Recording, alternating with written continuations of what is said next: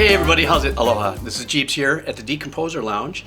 And no, I'm not going to decompose or dissect any of your favorite tracks on this particular series.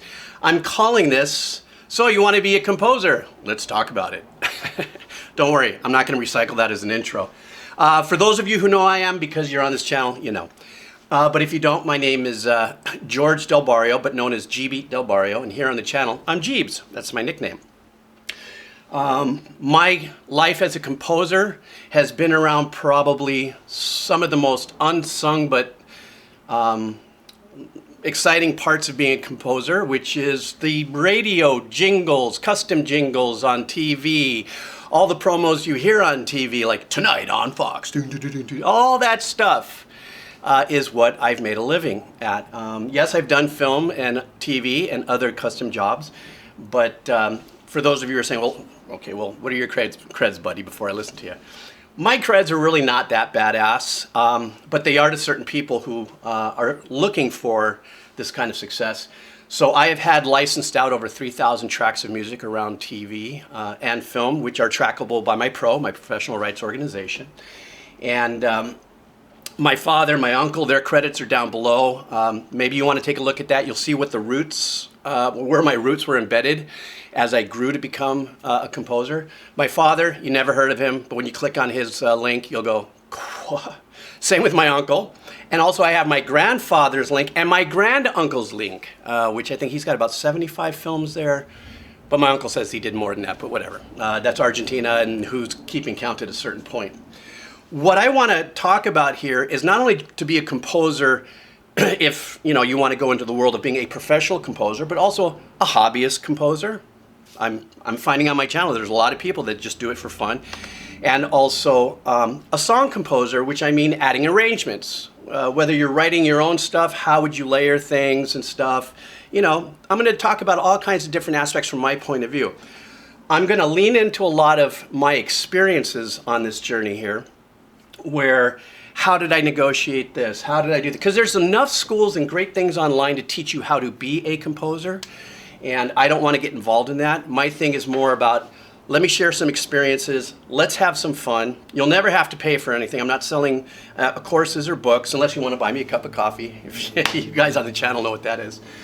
And that's it. I may consider a little later. I've had friends going, dude, you ought to do like this little composer series on Patreon. I'm like, I don't know yet, but let's just see how this goes. And that's what I really want this to be. A place where we can just talk story. I'm going to share some things. Probably every 10 days I'll drop something. I'll talk about the power of music libraries. I'll talk about how to leave your ego out of the composition, when you're getting hired. I'll talk about some of the pitfalls of work for hire contracts or some of the gains from that. How do you maneuver that and negotiate it? I'm going to talk about the very unique ways of working with directors or creative directors of agencies to try to get them to relay the right messages to you so you can finish the work. I'm going to talk about some of the digital world. I'm going to talk about sound cards. I'm going to talk about startup DAWs, digital audio workstation, bundles. I'm going to talk about plugins. I'm going to talk about the joy of plugins and then the pitfalls of plugins and what kind of creative hell that could spin you into. So that's what I want this to be. I just want this to be what it is that I am here on this channel, which is just having fun. My career, I believe, pretty much is in my rearview mirror now. And what I mean by that is that I've worked for many, many, many years, and somehow, some way, I still get 8 checks a year. 2 or 4 from international, 4 domestic. Sometimes it's enough to buy me a bar of wax and some wasabi peas and sardines and poi.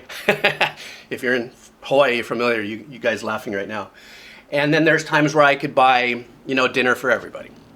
But at the end of it all, the only thing that I have to show you is the fact that I was able and still able to maintain a life as a composer and not have been a famous one, just a working one. I'm going to share with you ways that I worked with radio stations to have certain packages built around custom jingles, where I was still in the loop when AEs would sell packages all the way up to TV. Just want to share that stuff because this is such a great time for young composers, and even though it may seem like it's saturated, the most important thing that I see for the growth of young composers, young songwriters, everything that I'll be doing here is the fact that, sure, There's a hell of a lot more that are out there and capable and talented enough to be composers. But there's also a hell of a lot more content being created that needs music. So how do we maneuver that energy? That's what I want this to be about. And even if you're a hobbyist, you're out shooting stuff. I just got through shooting a drone thing went to my friend's house. I'll put a link down below. And I shot my own drone thing, and then I put one of my favorite little slack key guitar things to it. So you might say, well, okay, that's nice, but is there really a business model there? Actually, there is, and I'll share that with you. I'm not doing it on that video, but I'd love to share the reasons why I'm beginning to look into something new as a composer instead of waiting to be hired by people as a composer. How can I take my skill set and make it work for today in today's digital age?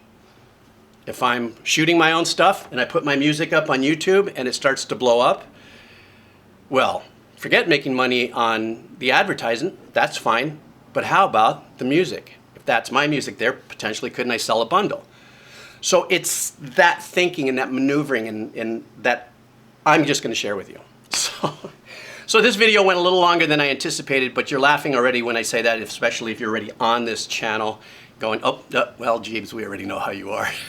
I just want to share, my mana'o, which is, the Hawaiian word for what I have, my experiences and stuff, because there are a lot of great musicians out there, composers. I want to be a composer. I'm almost there. How do I do it?